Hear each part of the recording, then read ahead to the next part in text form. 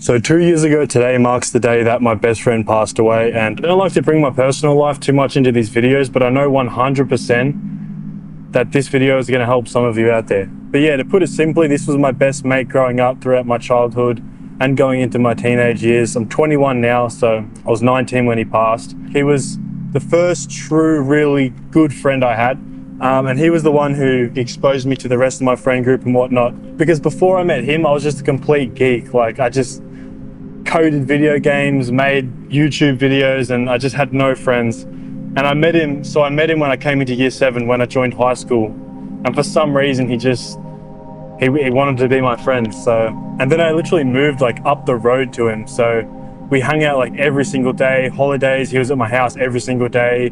If he wasn't at mine, I'd be at his. Yeah, we were like literally best mates. And yeah, it's unfortunate cancer had to take him away. A really fucking bullshit rare form of cancer. It's like the chances of that even happening, it just doesn't even make sense. But he was a super extroverted, friendly, very popular guy. But the main thing that I always admired about him was that he was just like super talented at anything he did. Like, we go through these phases as kids as like which hobbies we would pursue, like whether it would be flipping, scooter riding, skateboarding. But the thing that would piss me off the most is that he would get extremely good at all of these things very quickly. Like, he would overlap my progress tenfold within like the first couple of weeks of us starting the hobby. So he was just an extremely talented person, but the problem with him is he never took anything so far to the point where he like could get anywhere. Like, he could literally make it, and I'm not just saying this because he was my best mate and I have a bias. Like, people that know him truly understand that he could have made it in anything that he wanted to do. He was an extremely talented singer. He just knew how to play the guitar. If he put his mind to something truly and honestly and didn't just sporadically change hobbies, he could have made it at anything. And he didn't really take anything that far until he was looking death straight in the eye. We'd have extremely deep chats about it, and you know, whether he thought he was going to die, and he would sort of avoid the topic obviously, but like deep down he knew he knew what was coming. I mentioned before he was a really good singer, and we'd always tell him like, why don't you make your own song? Why don't you like take this somewhere? Like, you're extremely good. You've really had no singing lessons or anything like that. You're clearly gifted. But he just never really took it that serious. But yeah, it was like throughout lockdown, it was a couple of months before he passed, and he rang me and he was with my mate and he made this song, and he spent the night making this song. And he sang it to me on FaceTime just to see what I'd think, to see if I thought it was good. And he sang this song, and I literally didn't believe him that he made this song, let alone in the night. And so I said to him, I said, come over, I'll try to produce it. Like, I've never produced a song before, but I'm really technically inclined, so I can just pick things up, and so I'll just give it a go. Like, why don't we just record it on my computer at least and like see where it goes. And I absolutely butchered the production of the song. Like, I just added a bunch of I don't know what I'm doing. I just added a bunch of reverb. So I honestly butchered it, and one day I will get it produced properly, like with the original sound clip. I am gonna get it produced properly. Even though I butchered it, it's like a fucking phenomenal song. And he was a massive DMAs fan at the time. And it was so good that it caught the attention of the DMAs, which is, for those of you who don't know, it's like a massive rock band. And I actually wanted to record a song with him. They gave him VIP tickets to their concert, and then a couple months later, he actually passed away.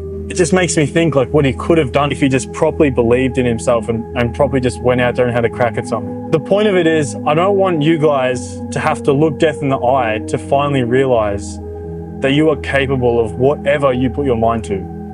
And it sounds cringe, it sounds corny, you know, everyone's heard it before. You can do anything you set your mind to.